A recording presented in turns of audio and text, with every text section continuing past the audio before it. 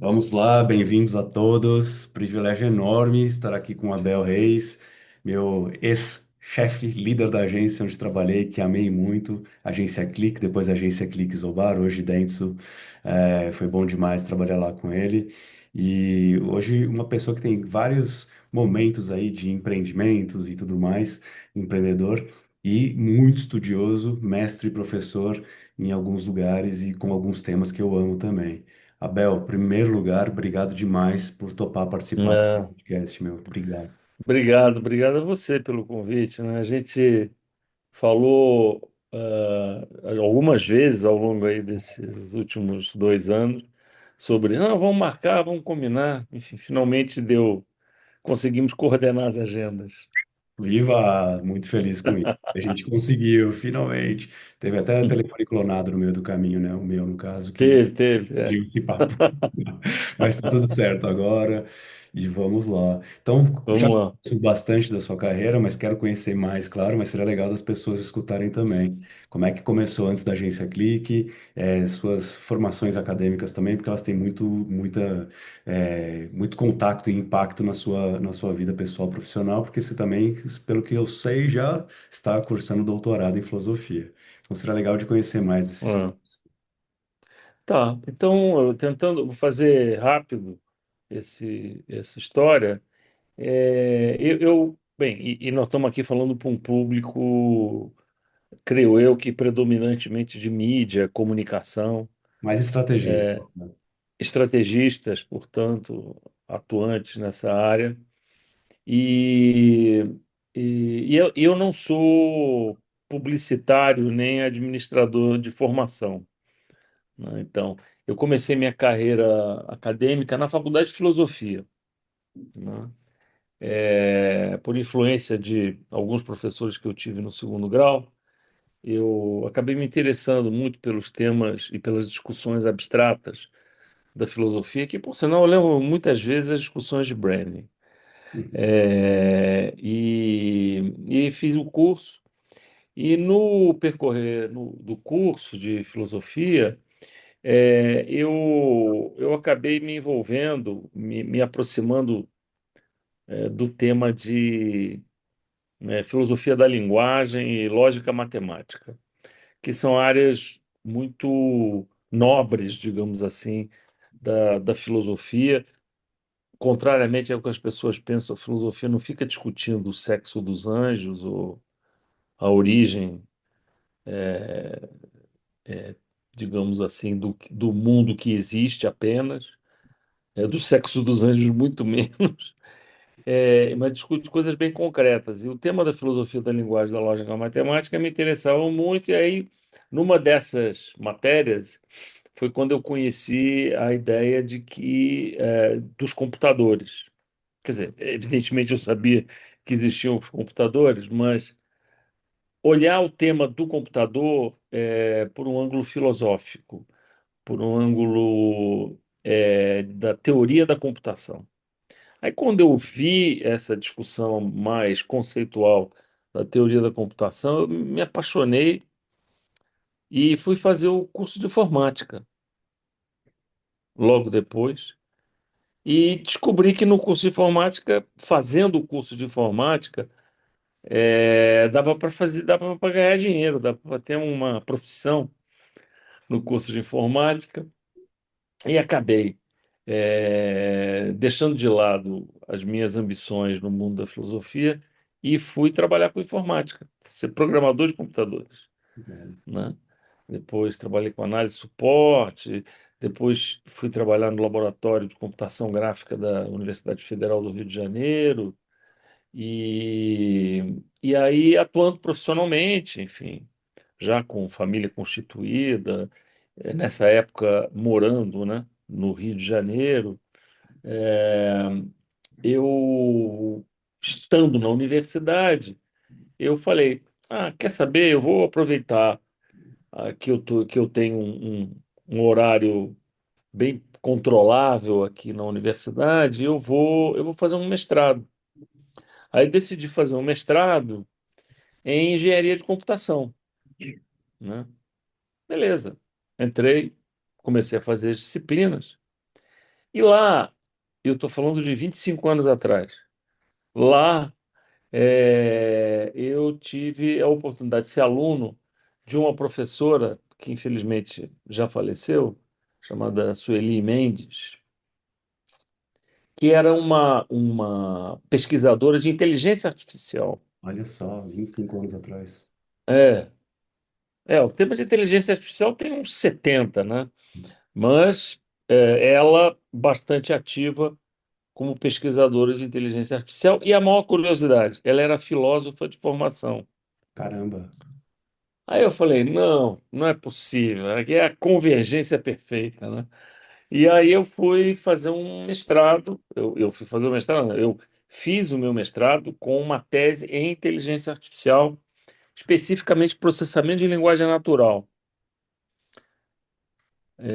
Bem, eu não sei se a todos vai interessar tantos detalhes, mas eu fui estudar o tema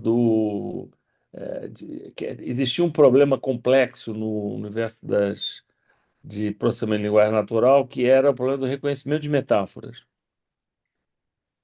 E eu fiz uma tese ao redor desse assunto e me formei. E logo depois da tese, eu fui trabalhar num projeto de informática educacional no Rio de Janeiro, do Senac, de aplicação de inteligência artificial no treinamento, né? Bem, a história não termina aí. Eu apliquei para um doutorado na Alemanha, quase fui fazer doutorado na Alemanha em inteligência artificial e educação. que legal. Mas aí eu dava aula na PUC do Rio nessa época, na área de informática, e eu tive um aluno, uma aluna cujo marido estava trazendo para o Brasil uma determinada tecnologia para treinamento de pessoas utilizando vídeo e todas essas tecnologias de multimídia que hoje são óbvias, mas que há, sei lá, 20 anos atrás estavam longe de ser óbvias. E aí, conclusão, eu decidi cancelar o meu mestrado e fui ser sócio desse cara, no meu mestrado não, se cancelar minha ida para a Alemanha Uhum. e fui ser sócio do cara num empreendimento, que era um empreendimento que se propunha levar tecnologia de multimídia, como a gente chamava, para as áreas de marketing, comunicação e treinamento. Isso no Rio de Janeiro. E aí, cara, enfim, é uma história bem longa, vários caminhos percorridos, até que eu conheci o Pedro Cabral, aqui em São Paulo, e ele me convidou para vir para São Paulo para me associar à empresa que ele estava criando em São Paulo, junto com a Propeg. Então, em 95, eu vim para São Paulo, ou seja, faz bastante tempo, né? Sim. Eu vim para São Paulo e nós criamos a Medialog, que teve uma trajetória importante aí no mercado de interatividade, até que em 2000 a gente funda a agência Clique, né? E aí, junto conosco, junto com o Pedro e comigo, eh, estava a Ana Maria Nubier e estava o PJ, que hoje faz uma brilhante carreira internacional, e outros talentos mais, e foi dali que a história toda começou. Então, a agência Clique nasce em 2000 como resultado de todo esse longo movimento que acabou por unir Pedro e eu na ideia de fazer comunicação digital, propaganda digital, É incrível história, a sua, da carreira e tudo mais, e né? da agência Click, que depois se torna aí a maior agência digital do país. Tem a compra da Dentsu também, da agência Click, e esses episódios É, também. certamente, assim, a gente chegou num momento muito, a agência Clique, especificamente, ela nasceu num momento de muita ebulição, em que a indústria estava sendo inventada em todos os lugares do mundo. Então, tudo que a gente fazia aqui era estava muito sincronizado, muito alinhado, com o que se fazia no mercado americano ou no mercado europeu. As dúvidas eram as mesmas, as ferramentas eram as mesmas, a ignorância e a necessidade de você treinar pessoas muito rapidamente nas ferramentas era do mesmo tipo que se enfrentava no mercado americano. Só que como a gente, é comum a frase que diz que, como nós não sabíamos que era impossível, a gente foi lá e acabou fazendo, né? Verdade. E foi isso. Então a gente construiu uma história de fato muito, muito bonita, movida a muito talento, porque o mercado brasileiro é extremamente criativo. São Paulo, em especial, é um grande hub de talentos, de criatividade, de capacidades, de, é, digamos assim, em que facilmente você monta times multidisciplinares extremamente talentosos. E estava todo mundo assim, naquela vibração e naquela energia de criar um mundo novo, né, movido a tecnologias digitais. E foi o que aconteceu. E assim foi, a gente entre 2000 e 2008, a gente, enfim, ganhou vários prêmios, se tornou uma agência reconhecida internacionalmente. O primeiro Leão de Cannes em Digital veio para a agência Click, né, num trabalho, numa criação brilhante, da equipe do PJ, especificamente do Mauro Alencar, que também é um criativo genial, radicado nos Estados Unidos hoje, casado com uma outra profissional também brilhante, a Thaís Liro, que hoje, enfim, junto com o Mauro, seguem a vida no mercado americano. E assim foi até que em 2008 o Grupo Aege estava planejando criar no Brasil uma presença, porque eles não tinham presença na América Latina própria, apenas através de credenciados ou de parceiros, afiliados, e acharam e entenderam que a agência Clique deveria ser o primeiro passo para eles no Brasil. E foi assim. Então adquiriram a agência Clique, depois adquiriram a iProspect, que era uma agência que existe, uma agência extremamente assim madura no tema do marketing de performance, que era como se chamava à época. E nós no Brasil, Pedro e eu, tínhamos criado uma agência chamada Media Click, que era um spin-off da agência Click, mas focada em mídias de performance, Google e tudo que estava nascendo naquela época. Aí adquiriram também a Media Click. Depois fizeram a aquisição da Age, uma agência do Domingos e da Ana Serra, uma agência muito pequena, mas muito criativa. E assim foi, Uma história assim incrível. foi. Tive o privilégio de trabalhar com vocês. Estava na Box fazendo tendências na época, 18, Isso, 24 anos, que eram os millennials daquela época. E isso, aí consegui trabalhar na Clique. Acho que essa olhar de tendências ajudou também a ter relevância na Clique. Tive também. momentos ali que foram incríveis. Lembro do Fiat Live Store também, que eu participei um pouco, mas foi mais o Thiago Isso. Delfino nessa época, no planejamento, que foi incrível. É, Lembro do Fred Siqueira arrebentando. E aí eu fui exportado lá para Londres pela Clique também, pela Isobar, que foi uma experiência incrível isso. também. E aí eu fico pensando hoje, você e o Pedro, sabe? O que que vocês criariam agora, sabe? Já que vocês criaram a agência Clique lá no começo de 2000, pensando que agora o novo Google, e aí na época do 2014, quando eu entrei, a gente falava do Facebook, né? Porque não tinha ainda o Instagram, nem TikTok, É, e o WhatsApp menos ainda. Mas enfim, a gente olhava para o Facebook, um pouquinho antes até o próprio Orkut, e Twitter. Mas hoje em dia, com a Uhum. inteligência artificial, sabe, o que que você acha que seria um paralelo da agência Click fundada lá em 2000? O que que seria um paralelo hoje? Como é que a gente pode trabalhar com a inteligência artificial? Tem muita gente que fala, uma amiga minha fala do HI plus AI. Não vai esquecer da Human Intelligence, né? Porque não é para ficar tudo que a gente Claro, fala está pronto, então está aqui, substituir o meu trabalho. é, Não, é como é que você fala, trabalha, conversa, faz interpretação, cognição também. Mas o que que seria uma é. agência focada nisso para você?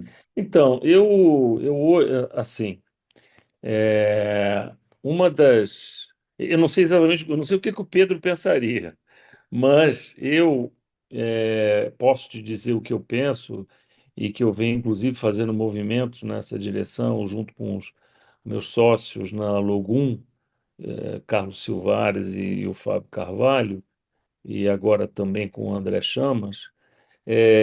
Nós elegemos IA como, digamos assim, um agente disruptor que a gente tem que acompanhar minuciosamente, meticulosamente, que diferentemente das tecnologias digitais de 30 anos atrás, é, tem uma característica importante que é a dinâmica de inovação e de obsolescência contínua que você tinha no início das chamadas tecnologias digitais, hoje, assim, parece que você está comparando a velocidade de um foguete com uma carroça puxada a cavalos. Ou seja, o processo de inovação, de obsolescência, e de substituição de conceitos, ferramentas, players, talentos no mercado é tão extraordinário que a gente claramente elegeu o IA como algo que a gente tem que monitorar, acompanhar e trazer para o âmbito do que a gente vem realizando dentro da Logum hoje em dia. Especialmente um tema que a gente entende que ele é bastante desafiador é o tema da educação corporativa. O tema da educação, de uma maneira geral, vem sendo desafiado pela inteligência artificial, né? O exemplo mais elementar é você pensar nos adolescentes, pré-adolescentes, adolescentes que hoje fazem eventualmente a sua lição de casa utilizando as ferramentas que estão aí no mercado, né? Os chat GPTs da vida, para dizer de uma maneira simples. É, Mas o que a gente entende é que esse processo de obsolescência do conhecimento ele vai afetar todas as áreas de atuação humana no âmbito corporativo. Por quê? Porque as ferramentas estão chegando, de um lado, para potencializar a atividade do executivo, do colaborador dentro de uma organização, mas também substituir profissionais, pessoas, eliminar posições, reinventar posições de trabalho de uma forma tão assim surpreendente, impactante, que certamente as organizações elas têm que ter uma visão de como eu posso não apenas pensar na inteligência artificial como uma ferramenta de produtividade ou de inteligência para a empresa, mas também como eu posso colocar essas ferramentas num processo contínuo de capacitação e evolução dos colaboradores que estão no meu quadro de funcionários, né? Então, o que será o executivo ou os executivos e coordenadores, gerentes, analistas de marketing em 10 anos de agora, né? sendo desafiados pela necessidade da evolução contínua, não apenas do ferramental, mas do aparato conceitual, do conhecimento teórico, do conhecimento técnico necessário para, junto com esse aparato, poder entregar valor para a organização.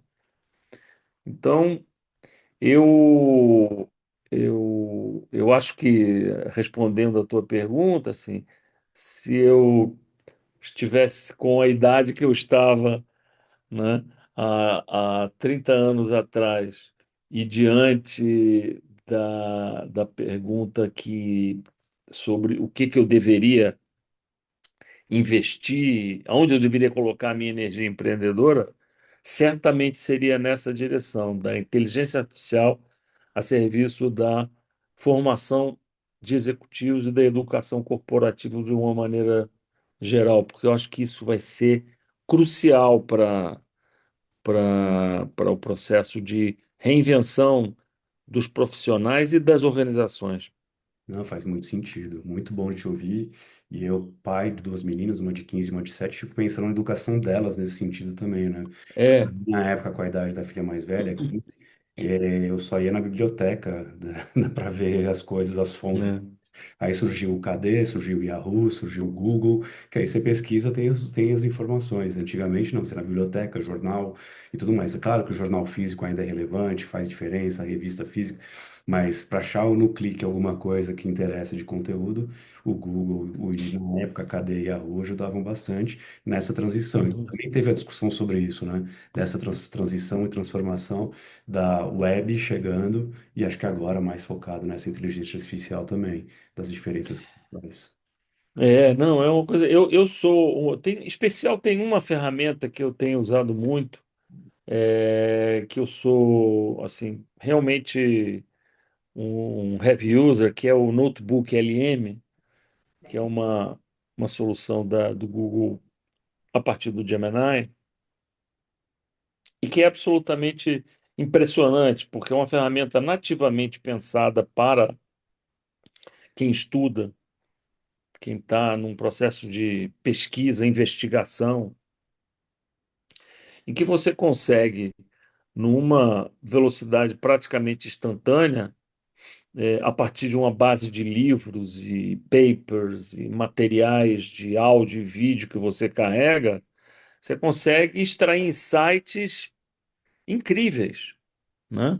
Insights que você, ao recebê-los, você fica pensando, rapaz, como eu perderia tempo para poder chegar nesse insight aqui.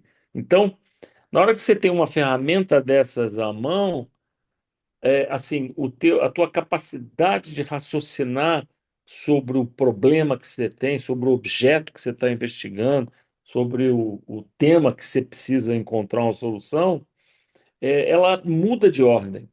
Ela fica é uma oportunidade mais alta ordem de você raciocinar sobre o problema que você tem, a situação que você tem. E nessa interação, assim, você consegue uma produtividade intelectual, né?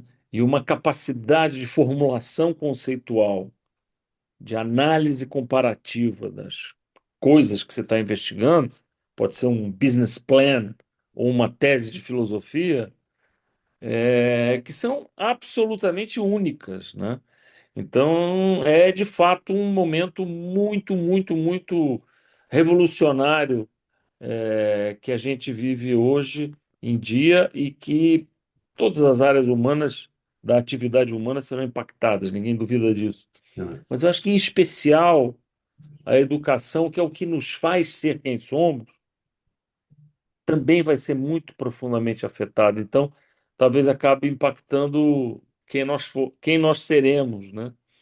Como animais pensantes, políticos e pensantes nas próximas décadas, né?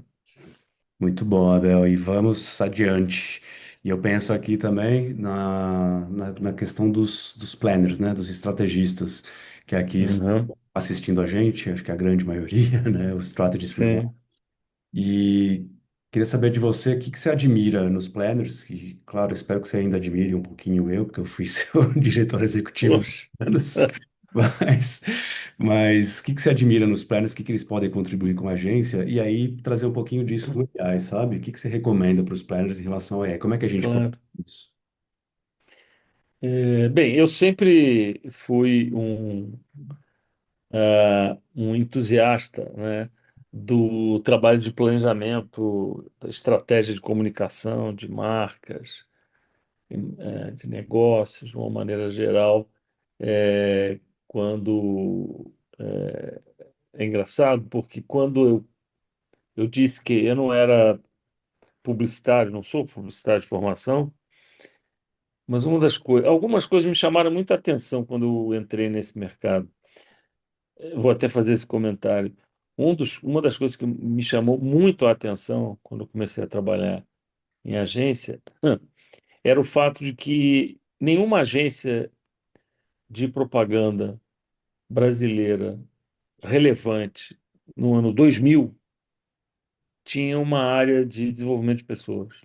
Nossa, Eu achava aquilo intrigante, porque eu pensava comigo, como eu vinha da indústria do software, né, onde treinamento de pessoas, desenvolvimento de pessoas, seleção de pessoas, parceria com as universidades, é essencial para você oxigenar, né, os talentos. É, eu pensava, como é que é possível uma agência ter 400 colaboradores e não ter uma área de desenvolvimento de pessoas?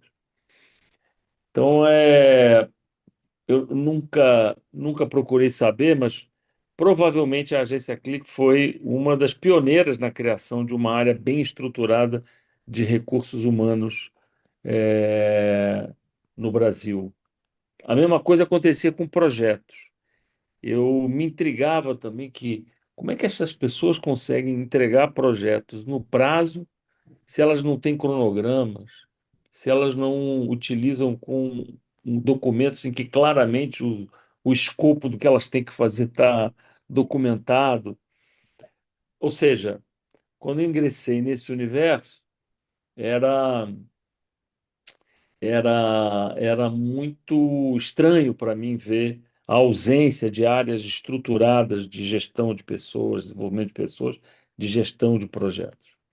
Mas, tanto quanto essas, uma coisa que me chamou a atenção é que é, eu, algumas agências importantes no mercado brasileiro não tinham uma área de planejamento, de estratégia, de planejamento bem organizadas. E isso me intrigava. Eu me lembro que eu tive uma conversa com um profissional importante do mercado na época, é vivo, enfim, não vou dar o nome, mas ele me dizia, eu perguntava, mas então você não sente falta de um estrategista para poder ajudar o cliente a elaborar, né, o seu plano de construção da presença da, da sua marca, do seu negócio na internet ou nos outros meios de comunicação? Uma pergunta lá pelo ano 2000, 2001. E a resposta foi: não, mas isso é uma coisa que o pessoal do atendimento, os atendimentos mais talentosos fazem. E eu achava aquilo curioso, e acredite que houve no Brasil uma certa escola que de fato acreditava que uma agência poderia prescindir de uma área de planejamento desde que tivesse uma área de atendimento muito forte. Eu sou testemunha ocular dessas coisas. E eu não acreditava nisso, nunca acreditei. E, de fato, uma das primeiras iniciativas que a gente teve na agência Clique em 2001 foi criar uma área de planejamento estratégico, sim. né? É, E quando eu falo de planejamento e do papel do estrategista, né, é assim, eu sempre gosto de pensar que tem duas dimensões a atuação de um estrategista em comunicação para os novos meios, né? tem a dimensão da comunicação propriamente dita, que eu poderia chamar, digamos assim, a dimensão da marca e da semiótica da comunicação, né?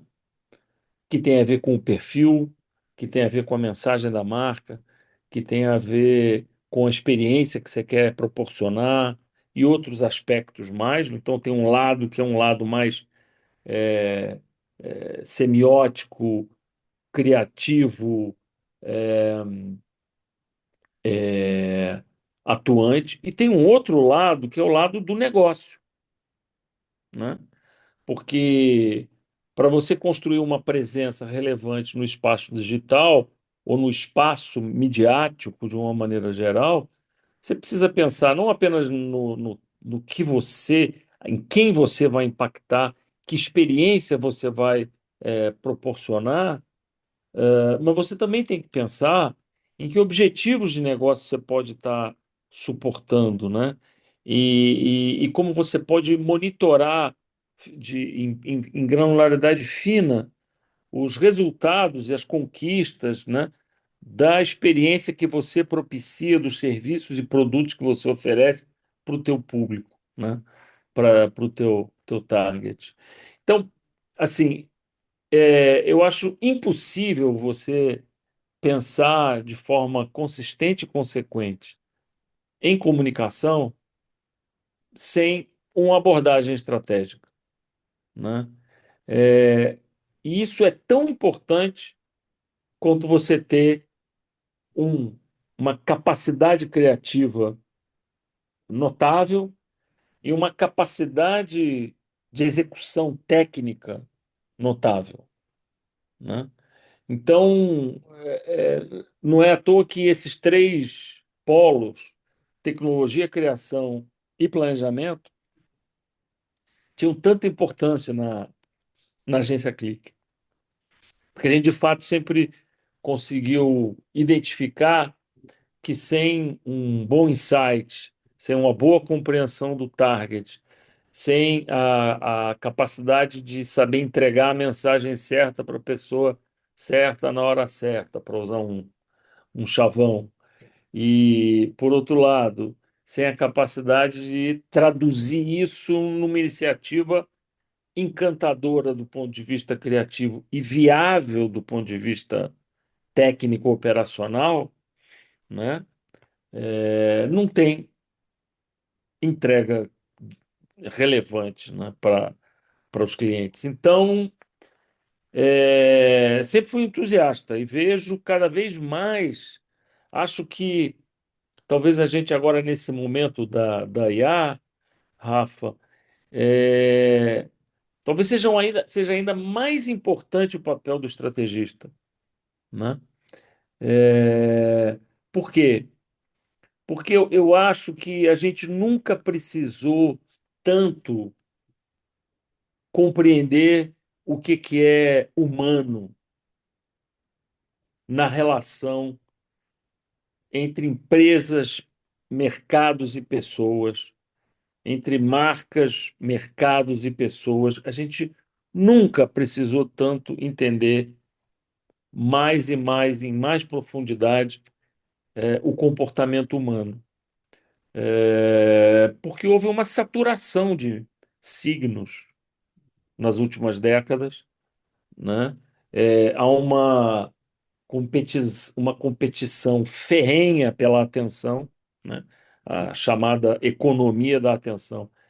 Essa competição é tão brutal, digamos assim, que é preciso você ter muita clareza sobre qual exatamente a natureza do público com quem você está se comunicando. Então não basta o corte, sei lá, sociodemográfico, entendeu? A gente precisa entender comportamentos, né? Eu brincava com a mídia da, da agência Clique, também foi uma área assim notável que a gente sempre teve, é, a, em particular sob a batuta da Rose Campiani. A Rose. gente formou uma geração de talento, gente incrível de mídia, e eu sempre dizia que Nós não queremos comprar espaços de mídia, a gente quer comprar comportamentos, né? Compreendendo o comportamento do público, eu consigo entregar a mensagem certa, na hora certa, no lugar certo. A gente está falando isso para produzir o efeito de encantamento e de orientação à interação com a marca, com o ponto de venda, com o produto, com o serviço que o nosso cliente espera, né? Então, na minha concepção, o quem entende comportamentos é o estrategista, né? Então, acho que na era da saturação dos meios, da economia da atenção e da inteligência artificial, nós nunca precisamos tanto como agora de bons estrategistas. Incrível ver. E recentemente, com a Abigail Postner, que é ex-diretora de Creative Works do Google e tudo mais, Sim, que trabalhou muitos anos, mais de 10 anos lá, enfim, e foi incrível o papo com ela. Ela falou de We Are Moving from Mad Men to Mad Men. Mad Men, o seriado e tudo mais antigo, que falava sim, de sim. pura na publicidade. E pro Mathman, porque a gente fica focado muito no resultado exato e fala muito, como você falou, do demográfico, em vez de pensar no comportamento. E o resultado exato, e o Rony Sasa falou escreveu um livro, que também foi entrevistado aqui, né? Fico falando dos entrevistados porque eu amo todos. Legal. Mas o Rony Sasa escreveu um livro que é o Emotional Rescue, para a gente pensar mais nisso, sabe? Na conexão não racional somente consumidor, mas mais É isso. emocional do que racional. E aí, acho que esses pontos que você trouxe aí do estrategista colaborar, buscando insight de impacto positivo. Aí depois a gente fala mais do impacto positivo social e ambiental também, mas Claro, impacto positivo para a marca, para o claro. objetivo de marketing, objetivo de negócio, É. através da É, conexão. é, po- Não, é por isso que, se você me permitir tá, por complementar uma coisa, que é assim, favor. é por isso que eu acredito tanto no valor que as ciências humanas podem ter para a comunicação publicitária, Muito. né? Eu me surpreende como é que a gente consegue ter profissionais de estratégia ou de criação ou de atendimento ou de qualquer, enfim, digamos, área de uma agência, das organizações em geral, mas nós estamos falando das agências. Como é que é possível prescindir da sociologia, da psicologia, da antropologia, da semiótica? E você? É um negócio que, assim, cara, eu não consigo acreditar, ou seja, tem quase um século de pesquisa semiótica consolidado, cristalizado, dando certo, particularmente nos mercados europeus, e no Brasil passa ao largo, né, das agências. A mesma coisa a antropologia. Quer dizer, há uma percepção de que o papel da etnografia ou da antropologia na comunicação tem a ver com foresights, com trends. Sim, mas tem a ver também com você compreender minuciosamente comportamentos e expectativas e os acionáveis que você pode tirar disso do público com o qual você quer falar. Então, o estudo antropológico do target é tão importante, e semiótico do target, tão importante quanto qualquer outra pesquisa que as agências têm e investem, né? Então, reforçando um pouco esse ponto, que do Madman para o Mathman, eu acho que talvez tenha um passo a mais a ser dado, que seja ir para o Human Man, se é que faz sentido, É, mas é para ir para a compreensão do homem humano e não do homem como um objeto abstrato, não matematicamente racional. enquadrado, né? Porque certamente isso é importante pelos fatores que isso implica do ponto de vista de negócio, mas é muito importante que a gente tenha cada vez mais ferramentas e saiba aplicá-las para compreender os humanos com quem a gente está se comunicando e se relacionando de uma maneira geral no âmbito da comunicação publicitária. E a Abigail, que eu mencionei aqui, é antropóloga. E outra que eu sempre lembro, socióloga, Laura Chiavone, hoje diretora head da Meta, do time de agências. Então, acho que a Fefelete, que era a minha favorita para entrar, eu não entrei, mas eu fui fazer publicidade na FAP mesmo. Mas era o que eu queria fazer isso também, sim, sim. É isso. E eu também acho que houve um tempo em que as universidades. Isso é muito brasileiro, tá? Isso que eu vou dizer, isso tem muito a ver com o Brasil. As universidades de primeira linha em humanidades tinham uma certa aversão a se estabelecer, digamos assim, relações com o mercado, né? É, então, ou seja, havia sempre talvez uma hegemonia da visão de que o papel da sociologia é um papel crítico, o papel da filosofia é um papel crítico. É, e sim, se a gente não critica o mundo que está aí, a gente não vai conseguir superar essas barreiras, esses obstáculos. Mas, por outro lado, eu acho que há muito valor e muito conteúdo relevante que é subaproveitado na comunicação. E ter talentos como esses que você citou e tantos outros, né, que eventualmente estão aí hoje atuando, não apenas, digamos assim, usando o seu treinamento profissional como recurso, mas que também pudessem e possam usar o ferramental teórico, os arcabouços, os frameworks teóricos, as metodologias, as terminologias que aprenderam nas suas disciplinas para entregar comunicação valiosa para o mercado, né? Meu amigo, é bom demais te ouvir. E você, com a filosofia, com a semiótica, muito conectado, obviamente, com esse mundo também das ciências humanas. A minha, a comunicação social, né, na graduação tem a ver com isso. Meu último Hum, curso foi de direitos humanos também, então tem um pouco a ver sim, com isso. Mas isso me traz, até tento não ser enviesado nesse aspecto, porque eu penso sempre no impacto positivo, sabe? Social, ambiental e, claro, obviamente, lucrativo que as marcas podem trazer. E acredito que tem muita coisa, fiz muito isso de workshops na Meta sobre o tema, começando pela sim, diversidade, equidade e inclusão na propaganda, nos anúncios, mas também não só checkbox, sabe? Ah, tem aqui uma pessoa negra, uma pessoa acima do peso, uma pessoa que não é loira, branca, alta. Então a gente sim. diversidade. Não, não é só o checkbox, é representatividade, porque tinha baixa representatividade. Está presente, mas não é representativo. Enfim, várias coisas. E aí queria saber do seu ponto de vista, sabe, sobre isso, sobre, a gente pode chamar de marketing sustentável, ESG na propaganda, diversidade, equidade e inclusão nos anúncios, quebrando barreiras. O que eu mais fazia lá na Meta era tentar quebrar os estereótipos, treinando as agências. É. Mas o que que você acha disso? É possível ter o tal do triple bottom line, People, Planet, Profit, na comunicação de marca?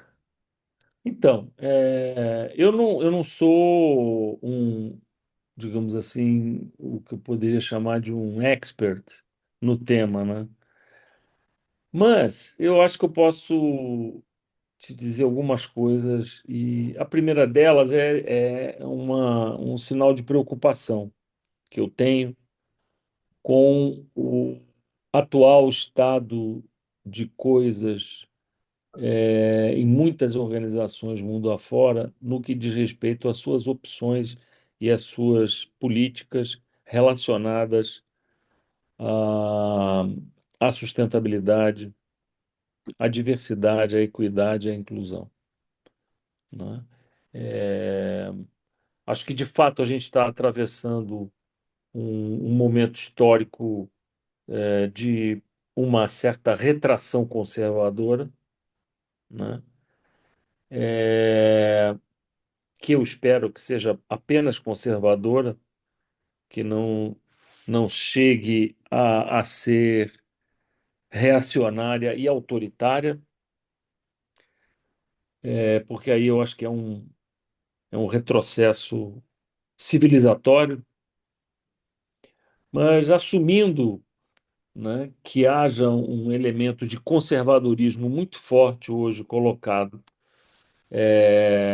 no mundo, particularmente nas principais economias de mercado do mundo, e o Brasil está nelas, né? Eu penso que a gente tem, como profissionais, e particularmente os profissionais mais especializados, tem o desafio de tentar desassociar a visão de uma comunicação responsável, sustentável, inclusiva, dos preconceitos que eventualmente ideológicos que possam existir por parte de lideranças de empresas, lideranças políticas, intelectuais mais conservadores, mídia mais conservadora, né? É, e essa separação, né, esse desacoplamento, ele é crucial para que a gente siga numa jornada de evolução que eu pude acompanhar quando executivo do Grupo Denso aqui no Brasil, que eu pude acompanhar de perto, né? E que acontecia de fato na maneira de trabalhar das equipes, na composição das equipes, nos debriefings que eram feitos, nos workshops que eram desenvolvidos, nas propostas criativas que eram apresentadas. Então, o que não poderia ou não deveria acontecer é a gente empobrecer do ponto de vista dessas mensagens e desses valores de inclusão, de sustentabilidade, de diversidade. A gente não deveria empobrecer a atividade de comunicação publicitária se rendendo ao conservadorismo da ocasião. É, Então, novamente, eu volto na necessidade de, mais do que nunca, precisamos compreender o humano, né? Mais do que nunca precisamos compreender a diferença no que é ser humano. E se a gente consegue compreender o que é humano e as diferenças do que é ser humano, talvez a gente consiga traduzir isso em mensagens, em campanhas, em iniciativas de comunicação que sensibilizem todo e qualquer coração, independente de se ele ser mais conservador ou menos conservador. Porque o respeito à existência humana e o respeito à existência do planeta que a gente habita não podem pertencer a nenhuma corrente político, ideológica ou de valores mais ou menos conservadores, porque tem a ver com a nossa sobrevivência. E, em princípio, se a gente não está aqui torcendo para o fim do planeta, e acho que ninguém em sã consciência está torcendo para o fim do planeta, a gente deveria sim investir em comunicação que eduque, que informe, que valorize a empatia, que valorize a solidariedade, que valorize o consumo responsável. Então, eu penso que o momento é um momento de desafio, e eu vejo com preocupação, sendo bem franco. Mas, por outro lado, é um momento em que o, os profissionais da nossa área, os pensadores, os estrategistas da nossa área, têm que chamar para si essa bandeira é, e saber lutar esse combate de forma a tentar afastar preconceitos e trazer o que é valor intrinsecamente humano para a sua atuação. Eu não sei se está claro o meu ponto de vista. Tá claro, inspirador e reflexivo. Acho que é muito bom de te ouvir pensando nisso, né? A gente primeiro pensar no que é humano.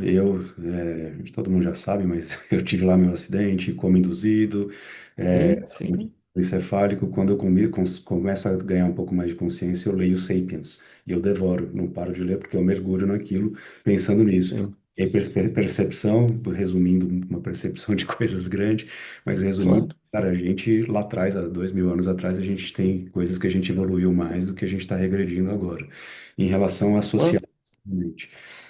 Mas, enfim, é um resumo muito grosso, porque tem muito mais coisas, obviamente, no livro. claro, Mas a sua claro. reflexão e a sua fala ajuda muito a pensar nisso, sabe? Não é ser pensar nisso no impacto social positivo, é de um lado ou de outro. É ajudar também conservadores e democratas, eu diria, mas enfim, os outros lados também, Ou menos ou mais conservadores, né? os mais conservadores, a pensarem nisso, que é o teu último ponto aqui, de querer o bem para o planeta, porque o contrário não faz nenhum sentido para quem está lúcido, né? Exato, se você está lúcido, você não faz sentido nenhum. É, então eu acho que esse é um tema. Veja, esse é um tema que diz respeito a todos, né? Aos 8 bilhões, né? Mas, particularmente, quem tem posições de liderança e de formação de opinião, e mais especialmente quem atua no mundo da comunicação, eu acho que tem uma espécie de dever dobrado em relação a esse tema, sabe? E, e eu, de fato, assim, sou acompanho com preocupação o que vem acontecendo aí nos últimos, sei lá, 5 anos, Sim. nos diferentes mercados, mas como eu sou otimista, por apesar de muitas vezes não parecer, mas eu sou um otimista precavido, eu sigo acreditando. Meu amigo, mestre, bom demais de te ouvir, Abel. Obrigado demais por topar participar. Grandes Poxa, insights, obrigado. ideias, reflexões aqui depois do papo contigo. Sempre bom falar contigo de hoje, ainda mais, de verdade. Foi incrível te ouvir. Muito obrigado pela oportunidade aí de estar batendo esse papo com você. E, enfim, quem sabe aí essa aqui seja o início de uma conversa ou de muitas outras conversas que a gente possa ter nas telas ou fora das telas também. Vamos nessa, quero ter muito mais conversas contigo. Obrigado, Abel. Obrigado, querido.